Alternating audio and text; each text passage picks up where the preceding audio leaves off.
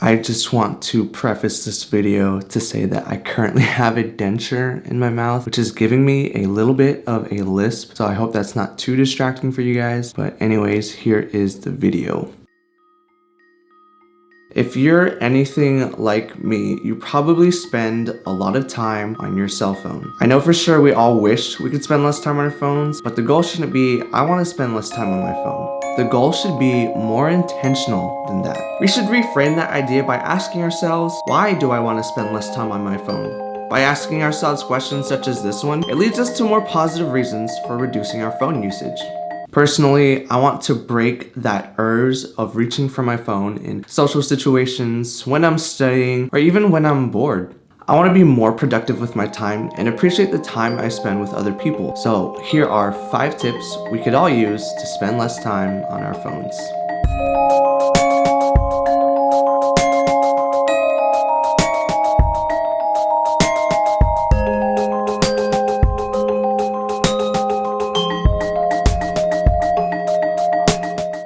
Tip number 1, turn off as many notifications as possible.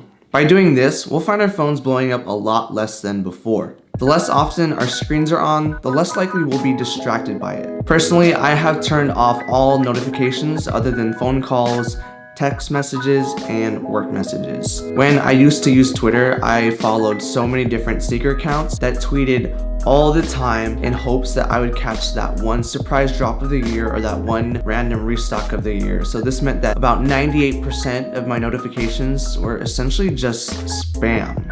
So what I did was I first turned off my notifications for about a month or 2, and then I found myself not using it anymore, so I just deleted it, and that actually leads me to tip number 2. Delete the apps you don't use, and maybe even the ones you overuse.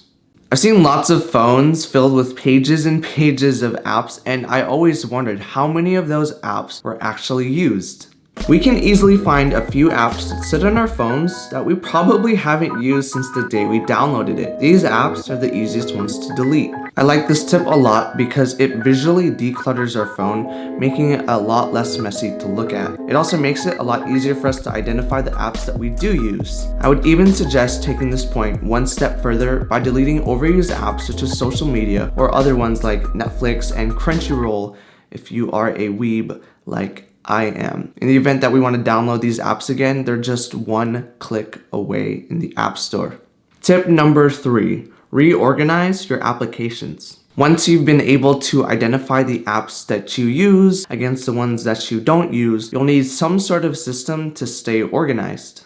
I have organized my phone into 3 pages. My first page contains my most used utility and productivity apps. With the second page, I put all other apps into designated folders, and within those folders, I put the 3 most used apps on the first page and all others on the second page.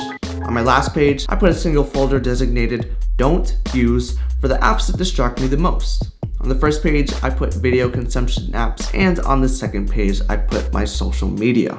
The reason why I don't delete these apps altogether is because on some days, I designate certain times that I can use these apps. Although I do still impulsively open and use these apps, but at least there's a little bit more resistance.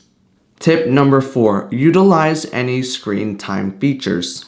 Most updated iPhones and Androids have screen time features. Screen time allows us to track how often we use our phones by tracking metrics such as how often we use certain apps or even how often we pick up our phones. Through screen time, we can also set time limits on certain categories of applications. I have set 30 minutes a day for social media, and when I go over that time limit or when I reach that time limit, it prompts me with a page that says you have reached the time limit. I also use a feature called downtime to close me out of all the apps on my phone other than the ones that I have specifically said not to close.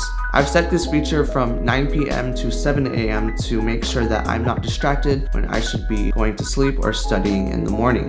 The thing with screen time though is that it does allow you to ignore that time limit. But like I said before, it's all about creating resistance. Tip number 5, use grayscale.